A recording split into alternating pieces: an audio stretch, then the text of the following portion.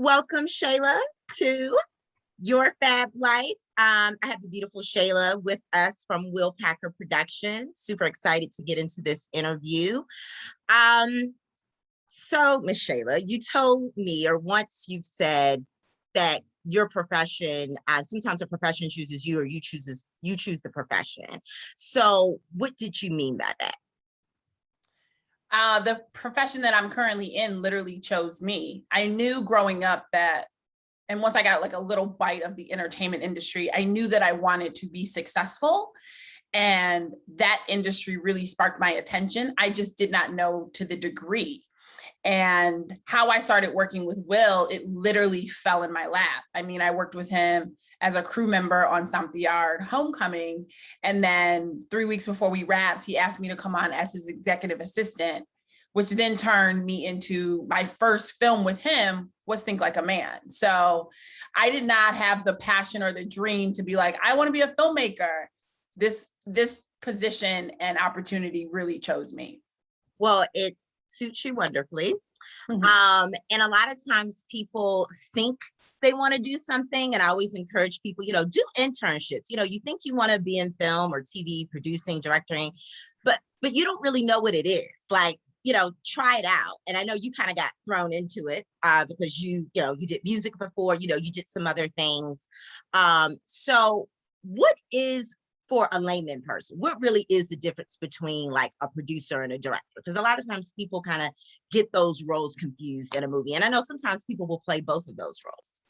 So the easiest way to explain it is the producer manages everyone's personality and relationships in terms of like from the product to the studio, right? So they're the middle person. They hire everyone. They hire the director. They hire, all the key components and have set. Once the director has been brought on, then his job is then to create the set. So he's the glue to the set of keeping everything somewhat organized in terms of being able to get his vision out and all of that, where the producer supports the director to ensure that he's getting what he needs in terms of money. If we get too close over budget, he has to come in and have that tough conversation like, we can't afford that. So it's like Batman and Robin. That's the perfect way of explaining it. I like that. Now, does the producer help any with casting, or is that really the casting director's job? So a casting director is hired, and it just depends. Like, you have a creative producer, you have executive producer, and then you have producer. Nowadays, most producers are creative producers where they're a part of the process throughout, from the writer to the director and all those other elements. For our company, we are heavily involved in casting, sometimes a little too involved if you ask a casting director or two, but we have a vision.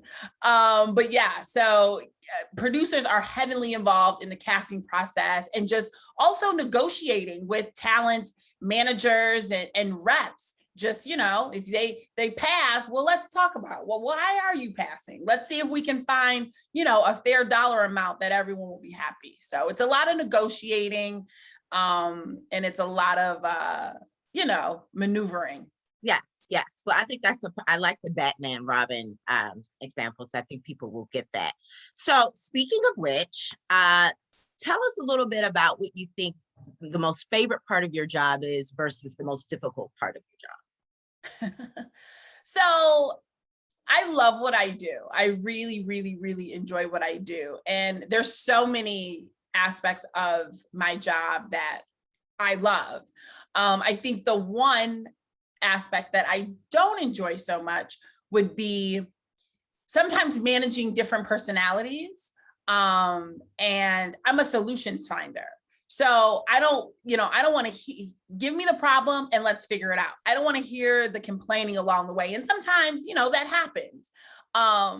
Working in Hollywood is a very cushy, job, and it's really fun. And sometimes I think people forget, like, you're doing something that so many would dream of. So you shouldn't have too many things that you don't like about the business. Right. I think the most exciting thing that I love so much is being able to see an idea come to life, and then the masses just love it, and you're like in the grocery store, you're out and someone's talking about a project that just released that you were a part of, that's really rewarding. Yes, I can imagine. And then walk us through your typical day. Because I mean, like, you were telling me how you just got one look for everybody, you got a million things going on. I know every day may look different, and that is probably what's the most exciting part of your job. But like a typical day with you being chief of staff, helping with the producing, like, what is your typical day?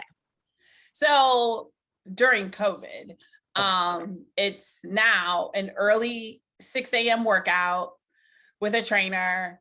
Get home, I do additional 30 minutes on the Peloton because my trainer is just crazy. Look at you.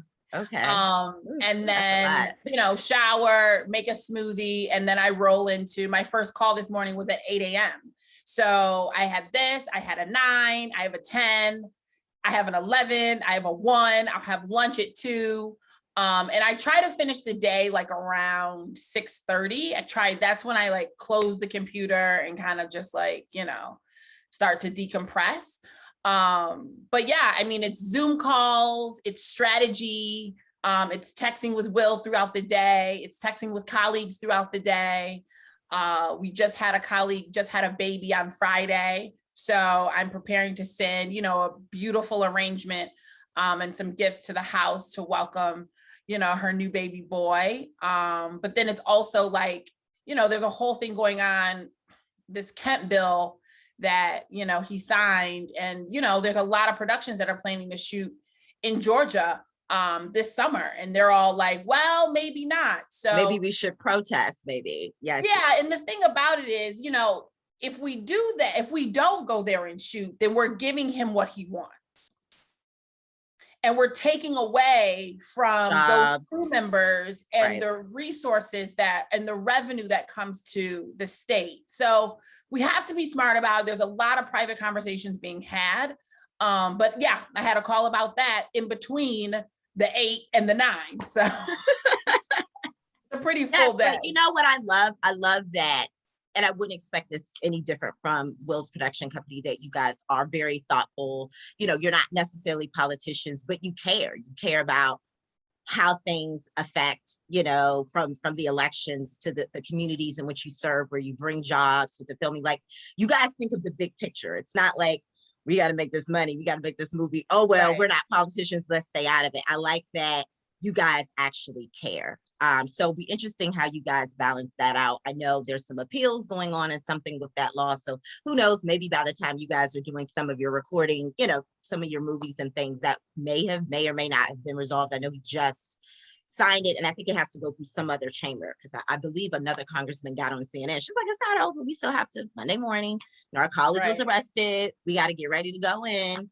And look at the other part of this bill. So yeah, it looks like it's ongoing, and it is unfortunate. And I think that is why not only do we need, again, more Black women or just Blacks in entertainment and film, we need that, in the law, we need it in politics. Representation matters. So, well, it's important because us and Tyler Perry were really the ones, 10 years ago filming in Georgia. And there were other productions as well, but then, slowly but surely, Georgia became, the Hollywood of the South, as they like to say. So it's very near and dear to us. And I think what's most important to Will and I are the crew members and the businesses that really, really, really thrive and do well because of the film and television industry in Atlanta. So we're going to do our best to make sure that productions remain and continue to keep going. Speaking of which, I'm sure you have a couple, but do you think you can name me your favorite movie that you've worked on so far? I know you probably have a couple, but do you think you kind of have like one that kind of beats out the rest? They're like children, and I love them all. Right. I think Like a Man was really special. One, because it was my first time. I relocated to LA for 3 months. It was my first time working on a studio lot, ever being on a studio lot. And that cast just came together so well. And we had so much fun making that movie. And we didn't have a lot of money to work with, and we made that movie look so beautiful. I And was gonna say so, it didn't look like it. I would have. I mean, if you yeah, had said yeah, that. that was a $13 million budget. And it looked like a 40 to 50 million Plus, dollar you had a movie. lot of big names, We so you had to did. pay And all I of think, them. So yeah, totally. And it was also like that core group are still friends to this day, and we're all still very close, and we're on email, and we hang out, and we see one another when we can. So that one's really, really special to me. yeah, I And think I that's think, one of my favorites because I love Taraji, I love Gabby. You had Michael Ealy.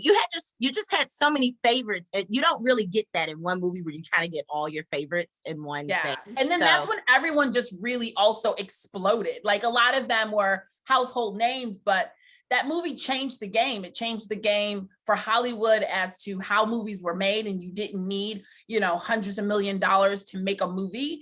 And it also changed the trajectory of how you see beautiful Black people, on screen. So that was really lovely. And then I'll say also Ride Along, because that went international. Yeah. And there's always that stigma that, Black our film, movies can't. correct. Go, And it right. did. And it performed so well. So those are the two that are very near and dear to me.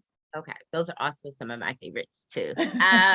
So you once said that we know that obviously Mr. Rollpacker is, obviously your mentor in this, but you've had a few other people you've worked with, and you once said that you got this piece of advice from a mentor that says, well, if you just don't love it, you really shouldn't do it. Can you tell us a little bit more about that? Yeah, so that was an internship that I had done one summer in New York. And, she's who I reported to, but I always give 110%. So I would show up, if not on time, 15 to 20 minutes ahead. And if I had to stay behind, I would do that just to get the job done. And one day she pulled me in her office, and she was like, how do you feel? Do you like advertising? And I was like, I like it, but I don't think this is for me. And she said, well, from this day forward, whatever you decide to do, make sure you love it. Don't do anything just because, you're making good money, or at the time the opportunity presents itself. Be okay going without, being okay going without, because it'll never feel like you're actually working. And I took that, and she was 1,000% right. And if I could find her, I would hug her, because it stayed with me, and it stayed with me through the course. Well, I was going to say, you've done so well with Will. It's like, you just kept getting promoted, but it was like, well, I'm just having fun, and I'm just showing up and doing the work. I'm going to focus on that. I'm not worried about a title or a certain salary. Like, you just automatically got it because, again, it's entertainment, it's flashy, like you said, it's a very cushy job, but I think people forget that you still have to work. Like, yeah, you get to go on the red carpet and see the celebrity and all that, but you still have to work. And I think, I don't know if it's like the Generation Zers. I have had some interns that are the most entitled. I don't know if you guys take interns, but sometimes I just pray for them. They are so entitled. It's like they think that, you're supposed to give them things. And I'm like, that's not the generation I come from. You got to work for it. So, yeah, I hear you on wanting to really do what you love, so it doesn't quite feel like work. I think if you can get that happy medium, then that, and everybody doesn't get it, but if you can get it, you're pretty lucky.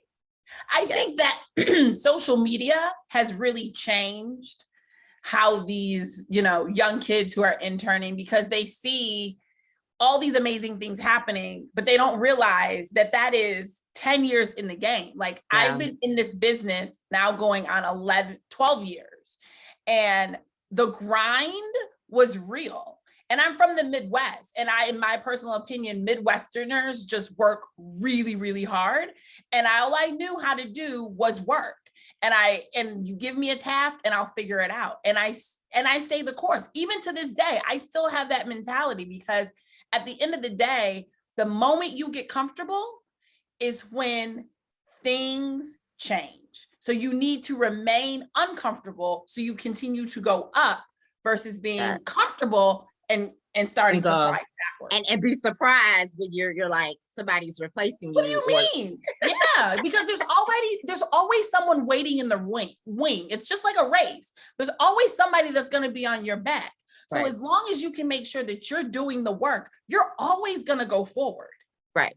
That's true.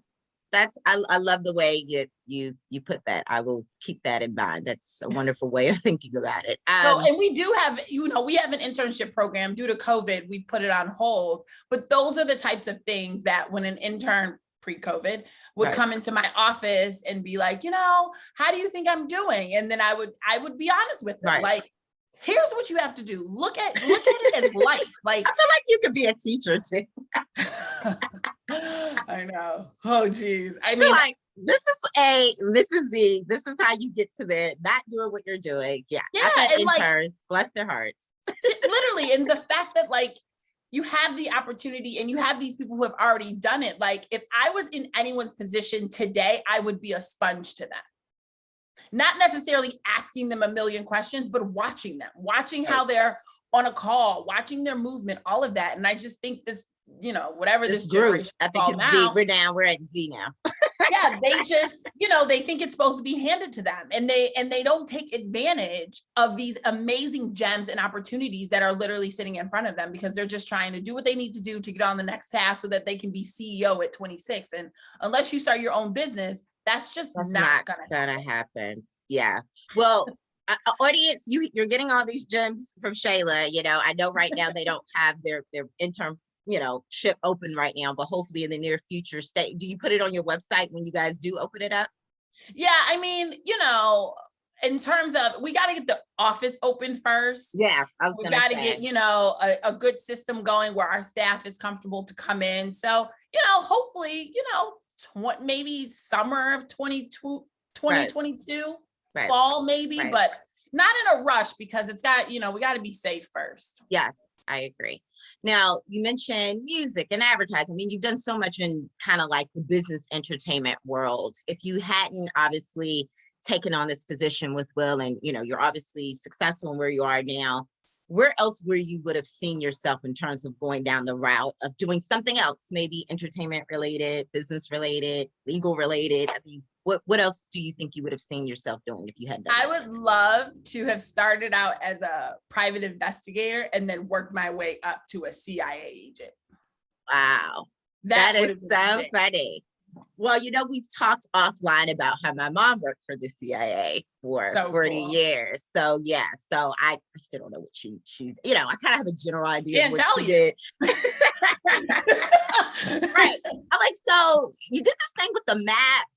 So you're an analyst. She's like, yeah, something like that. I'm like, okay, I'll just so good. I'll just take that, But yeah, I think that's interesting because it's like it's not really even entertainment related, but you just feel like you would be really good into looking into information and putting things together. So like I would be perfect to get that.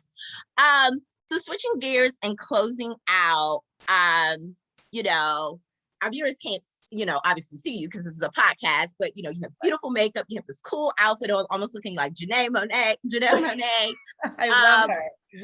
What is, there are a lot of celebrities that come out with hair, makeup, there's so much out there. Hair, makeup, and clothes in that order. Who do you want to plug? Okay. Starting with hair. Hair. So I love Taraji P. Henson's line. Her hairline is incredible, from the shampoo all the way down to the edge control.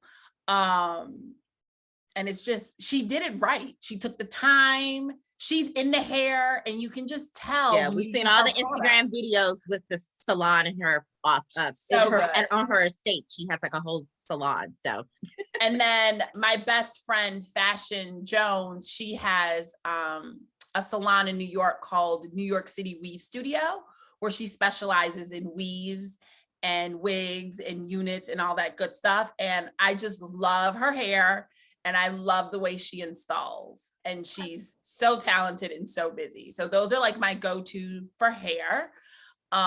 Makeup, I love a good NARS creamy concealer. I love MAC Studio Fix. I love Pam McGrath. I just love everything that she brings to the, I think I have her gloss on right now. Yeah, so those are like my makeup jams. And then clothing. And again, maybe So, just your favorite, like what, like if I gave you $1 million and this is all the clothes you can buy, like what's the brand that you would love to buy? one brand, Okay, two. two. Okay, Oh man. well, okay, do a casual and a dressy for me. Like, because sometimes people only do like, it's just like dressy stuff. Some people do like more like streetwear. So like what Yeah. two? Yeah. No, totes. I'm a huge sneaker. Well, I have to correct that because if any of my friends hear this, they'll roll their eyes. I am a new sneakerhead. So I am a Jordan 1 girl all day because you can't wear heels on set. So what's the modern heel? That's interesting. I didn't know that. Is it because it'll make up too much noise? Well, it's that, but it's also not safe. There's a lot of cables. Oh and, yeah, you're right. You're on location. It's just, I didn't think and you're of also that. not supposed to wear open toe. Like those are the two big rules, like no open toe shoes and no heels. So Jordan 1s are like my jam for streetwear. And then, like I'm simple. Like I love a good jean with a tee, a vintage tee, keep it pushing. So, whoever those folks are that create those, like whoever those people are. all those folks. And then in terms of like dressy, so like I love Tracy Reese and she's from my hometown. And she's such a talented designer, but I also love like Alexis and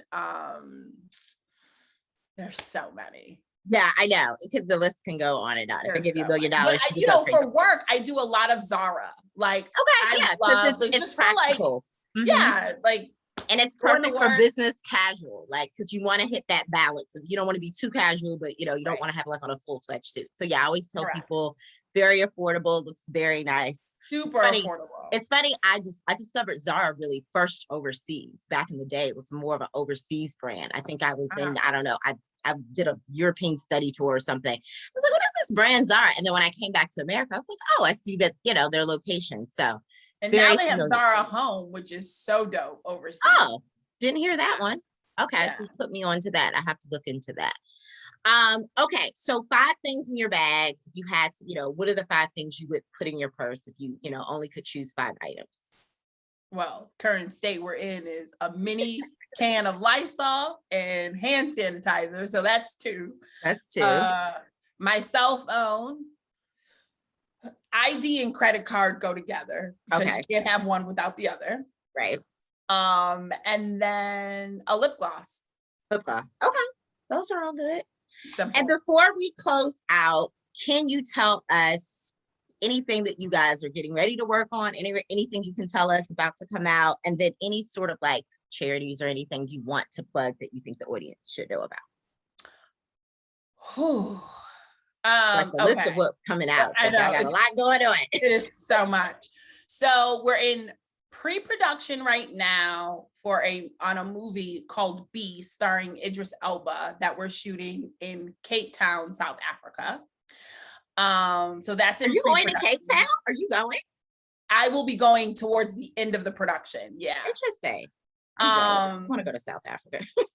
I know I hear it's beautiful. So that's going. Then we have our 4th season of our dating show on OWN called Ready to Love. So that comes back Friday. Oh, yeah, the 2nd. It's a great plug. It's a great plug. Everybody, this Friday. Tune in. If you want to see professionals who are ready to love, tune in. And if you need to catch up, you can catch up on season 1 through 3. It's on demand. Yes. And then we have a show that has a season 2 on BET Plus called Bigger. And that's coming back April 22nd. We are in casting for the 2nd season of Put a Ring on It, which is about couples who have been engaged for a long time, but just haven't made the hump to walk down the aisle. Those forever engagements. And we just announced we are doing a sitcom with that girl, Lele. She's so cute, with Nickelodeon, and it's going to be like, I know her. I believe it's still her attorney agent.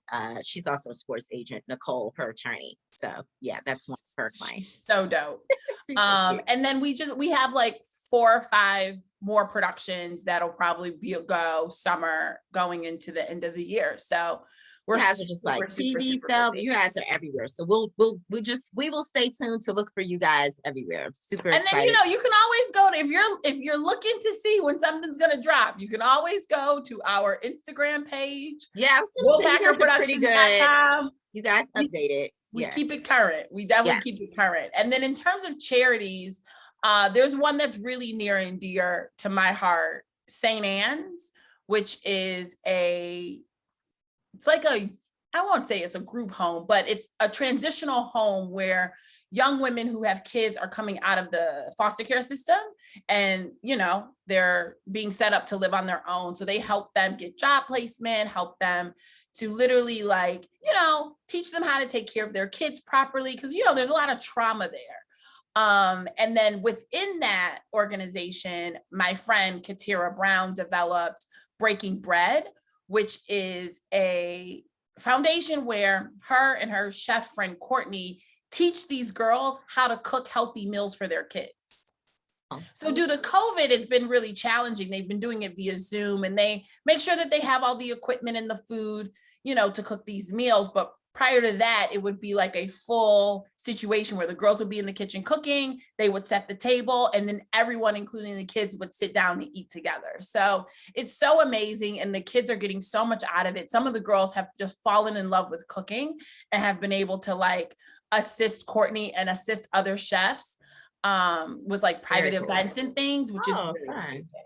Well, those are amazing. We'll make sure our audience check that, it's going to check out all the things that are coming for your production company, both of those charities. Just want to thank you for joining Your Fab Life. Hopefully, an aspiring writer, producer, somebody that's out there trying to get into TV and film, they will pull all the wonderful jewels that you mentioned in this interview. I feel like every time I talk to you, I learn something. I could talk to you every day. But we know that you are very busy. So we appreciate you joining Your Fab Life. Everybody stay tuned, especially on this Friday. Yes. And I do want to say to those who aspire to be in this industry in whichever category, it's so important to understand that the grind is so real and it's not going to happen overnight, and you're going to be upset. You're going to get discouraged. You're going to eat tuna sandwiches. Literally, you're going to eat tuna sandwiches. But the reality is being able to wake up and get closer to your dream and also align yourself. If you want to direct, then you should be assisting a director. If you want to be a producer, you should be assisting a producer or interning for a producer. That's how you really learn the ropes. I mean, there's just no other way to do it. And I think there's just no substitute for hard work. It's like you said, as glamorous as the entertainment world is. And so I think that's the best place to enter an interview. Thank you again. Thank you so much.